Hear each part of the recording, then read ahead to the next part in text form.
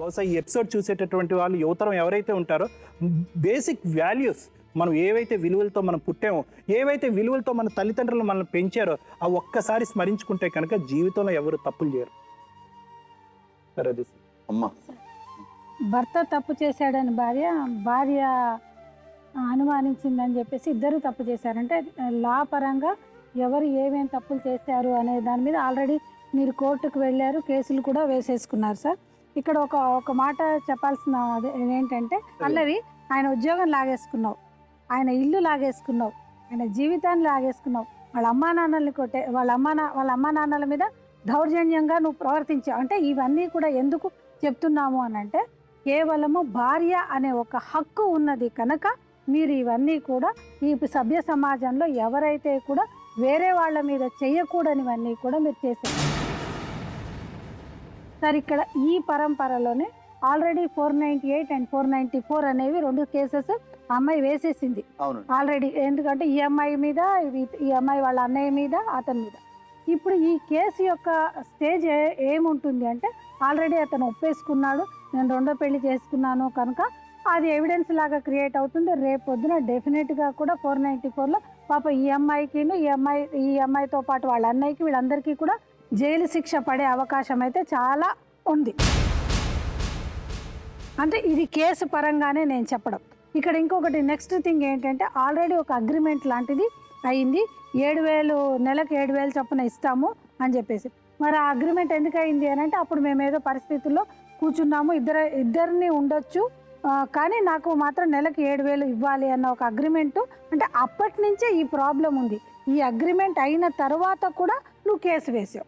అది ఎందుకు కేసు వేసావు అంటే, ఒకటమ్మా, కేసు వేసావు అని మేము 10 సార్లు ఎందుకు చెప్తుంటామంటే, ఇప్పుడు నువ్వు కేసు వేసినా కూడా నీకేమి అంత పెద్ద తేడా ఉండదు, ఎందుకంటే నువ్వు కంప్లైనెంట్వి ఇక్కడ. కానీ ఇక్కడ వీళ్ళెవరు అక్యూజ్. ఇక్కడ మనం కాసేపు మాట్లాడుతుంటేనే అక్కడ ఈ అమ్మాయి వాళ్ళ పాప ఏడుస్తుంది, అవునా? ఈ కేసు 14లో వేశారు, ఇప్పుడు ఎంత 17. ఇంకా ఈ అమ్మాయి కోర్టుకు వెళ్తూనే ఉంది.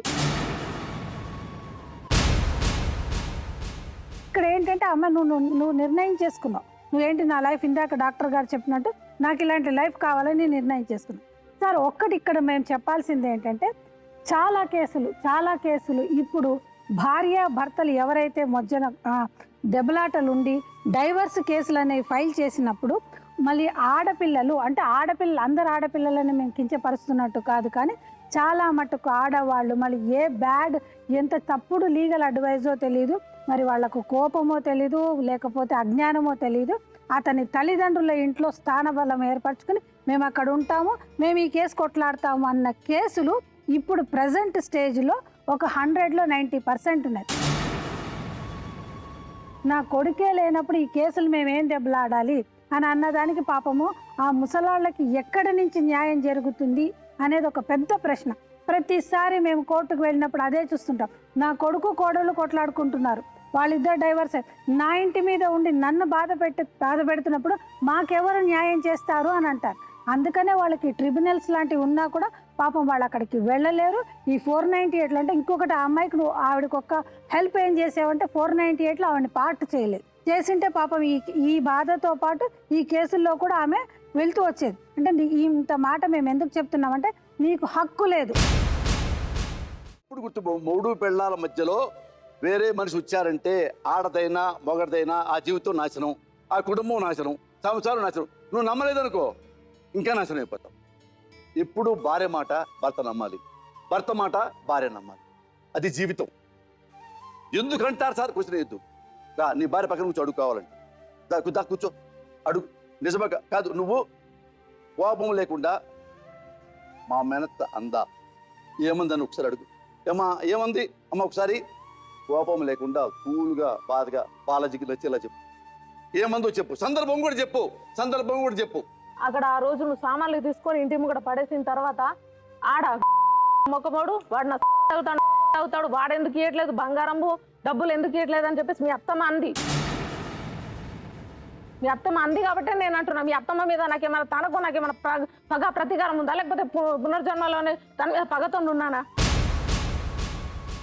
నాకు చెప్పాల్సిన అవసరం నాకేముంది? తన మీద నేను ఎందుకంట? ఆమెకి ఏం అవసరం సార్ ఆమె నా సంసారంలో చిచ్చు పెట్టడానికి? అసలు మా నాన్న అనడానికి అధికారం ఏంది తనకి? నాన్న ఇప్పుడు నీకేం కావాలి, నీకేం కావాలి నాన్నకి? వచ్చావు సంతోషం. నువ్వు ఏం కావాలనుకుంటున్నావు?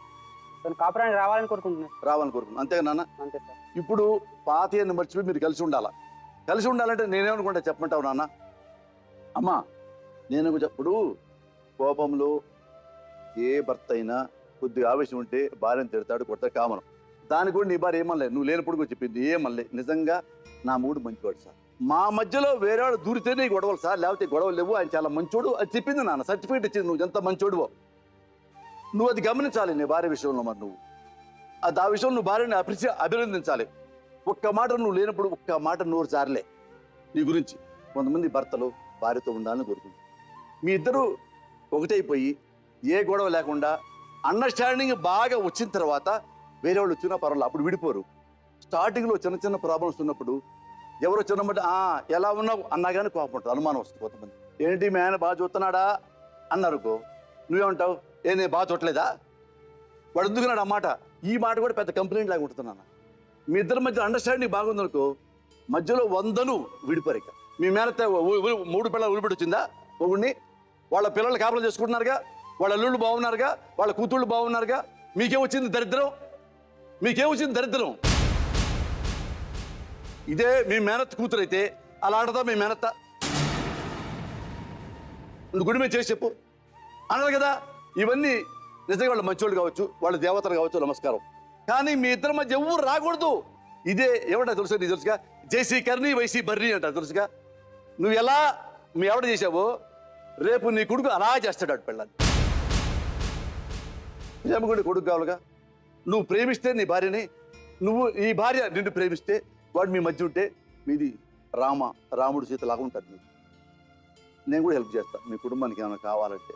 మీ మేనత్ గారు వచ్చారా? పేరు జమునా సార్. అమ్మ జమునా గారు, అమ్మ రా నాన్న.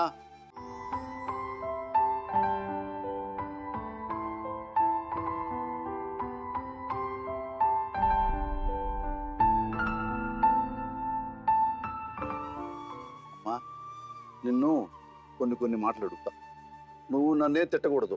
ఎందుకంటే రాదు సార్ ఆ మాటలు, మా జన్మంకే రాదు. నేను ఇప్పుడు కూడా మా ఊర్లో అడుగు ఎట్లా ఉన్నానో ఏమో నాకే తెలుసు. నేను వేరే వాళ్ళ సంసారం అంటే నాకు కూడా ఉన్నారు, 2 కోడళ్ళు ఉన్నారు, 2 కొడుకులు ఉన్నారు, 2 అల్లుడు, 2 బిడ్డలు ఉన్నారు. నేను వేరే వాళ్ళ ఆ సంసారం నేను నాశనం చేస్తే నా సంసారం నాశనం చేయరా వాళ్ళు? ఇవి మాటలు అబాధం సారు. కన్నా కొడుకు పెళ్లి చేసి ఇంట్లో తరిమేశారు సార్. కూతురిని పెళ్లి చేసి కూతురిని ఇంట్లో ఉంచుకున్నాడు మా మామ. ఆయన ఏదో మాట్లాడారు నీకెక్కడిది? అవును, నా బిడ్డని తాపం చెప్పినప్పుడు నేను ఎందుకు చెప్పాను? పుల్లె చెప్తున్నా కదా, మీరు చేసిందే మీ అమ్మని. మిమ్మల్ని ప్రాబ్లం రాదా? మా అమ్మ వల్ల ఏజ్ ఇప్పుడు పిచ్చి సార్. ఆమె రోజు మార్నింగ్ 9 గంటలకు బరికి వెళ్తే సాయంత్రం వస్తుంది సార్. ఆమె కష్టపడి మమ్మల్ని పోషిస్తుంది సార్ మా అమ్మ. అటువంటి మా అమ్మ పేరు నిందలేస్తున్నారు సార్ ఇల్లు.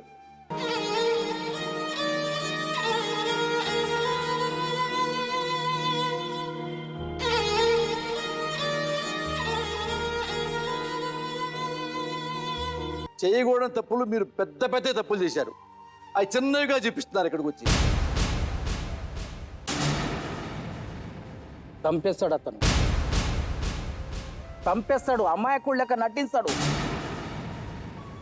కొడుకును విడదీయాలి, మళ్ళీ పెళ్లి చేసుకోవాలి,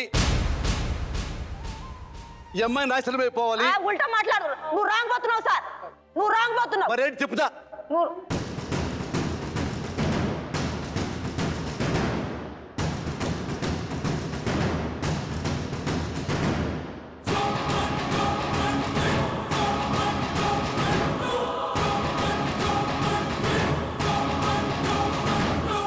నీకింత డెప్త్ ఉందంటే నాకు తెలీదు.